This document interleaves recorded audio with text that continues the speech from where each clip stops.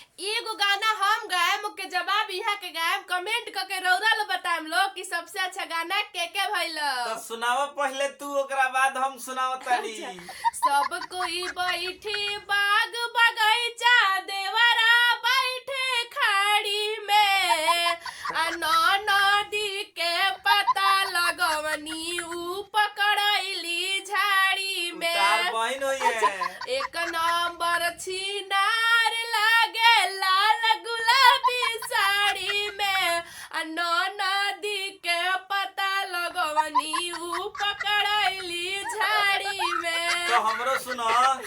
Powder लगा के साली लागस हमर सुपर हो आ सरवा हमर सुते रोजे साली जी के ऊपर हो। आई लव यू सरवा बोले साली देली उतर हो आ सरवा रोजे सुते हमारा साली जी के ऊपर नदी के हो। ऊपर।